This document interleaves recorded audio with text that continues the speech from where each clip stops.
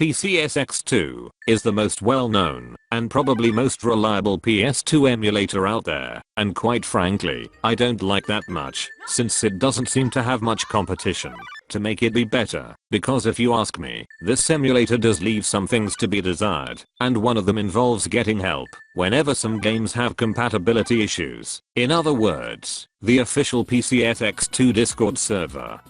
The PCSX2 Discord server is useless garbage if you pirated a game.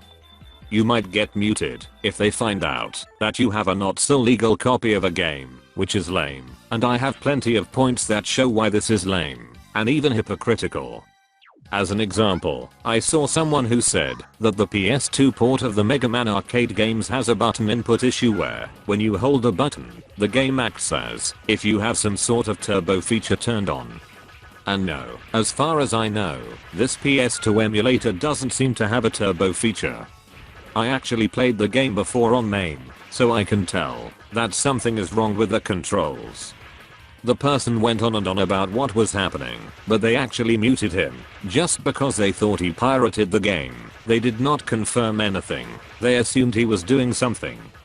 They essentially wasted that person's time, and because I'm a sympathizer on hating my time getting wasted, I say, fuck them, and their shit snowflake service. I myself had my time wasted when I tried to contact the RetroArch people to tell them the Spectrum emulator on RetroArch stopped working, but anyway. When I saw the bad service on that PCSX2 server, I was glad to not bother to ask them for help. Since as soon as I saw their lame ass rules, it made me not wanna say anything, and I'm glad I didn't, because based on what I saw, they're just gonna waste your time, just because they're trying so hard to get out of the gray area of things. I myself wouldn't give a shit if someone pirated a game, and I'll gladly explain to you why in just a bit. But yeah, fuck them, don't ask them for help, it's a waste of time going to their server if you downloaded a game. Due to the fact that maybe getting the game by legal means is a major pain in the ass, and of course, it might be expensive. What these people either don't understand or pretend to not know about is that even in the golden years of the PS2, some people had to pirate games. Here's an example of this. I saw a video that was discussing how in the land of the dumbass racists known as Latin America, they often had to resort to piracy because taxes and prices made it too expensive to get games by legal means. So of course people are going to pirate the fucking games. And now that we have a PS2 emulator, it has become more simple and convenient to play PS2 games, although not by that much, if you ask me. That's the key word here though, convenience, not stealing for the sake of getting free stuff.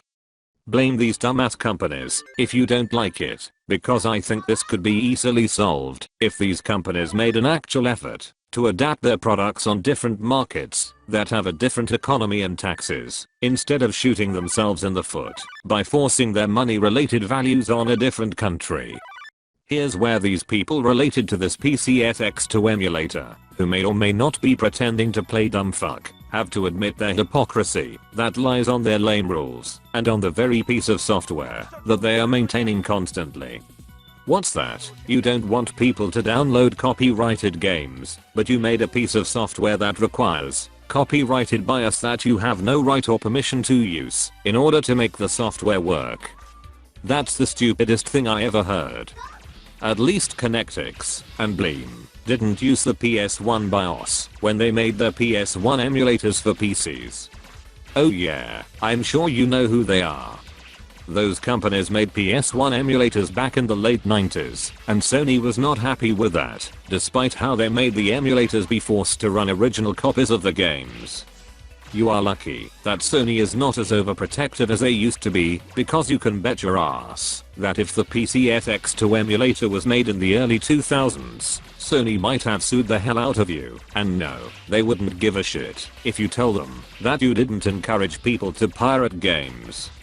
They sure didn't care when the PS1 emulators I mentioned only work with real copies of games, not pirated ones. Sony didn't give a shit about that. Just like they wouldn't care if you told them you're not encouraging piracy, but obviously, the main point is that as long as you are using Sony's PS2 BIOS, you're not off the hook.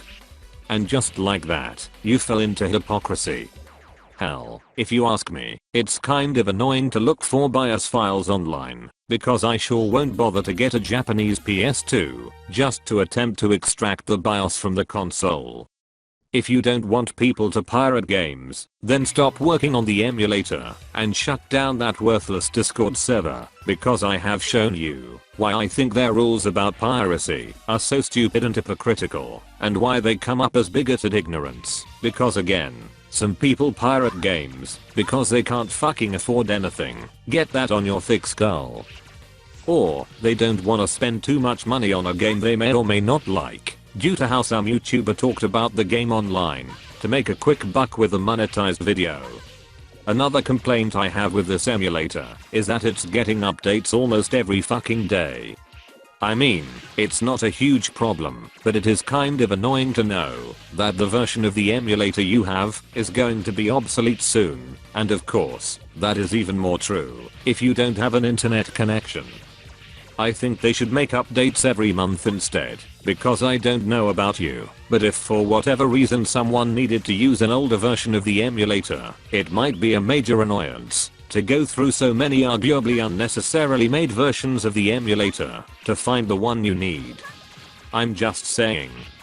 By the way, no, updating the emulator doesn't solve the issue with the controls in this Mega Man game. My guess is that this may be a copy protection issue, but even then, if you are someone who do have original copies of these games, then why should you be bothered with copy protection just because it's more convenient to use an emulator instead if you do own the game? That's another reason I'm saying, fuck this emulator and the Discord, because if this is a copy protection issue or an input issue regarding analog versus digital input, then that is rather shameful that no matter how many updates have been made, you can still manage to find a game with compatibility issues beyond graphical and performance issues. This emulator doesn't really offer that many settings with the controls anyway, so it's no wonder you might have games with controller input issues that might make them unplayable.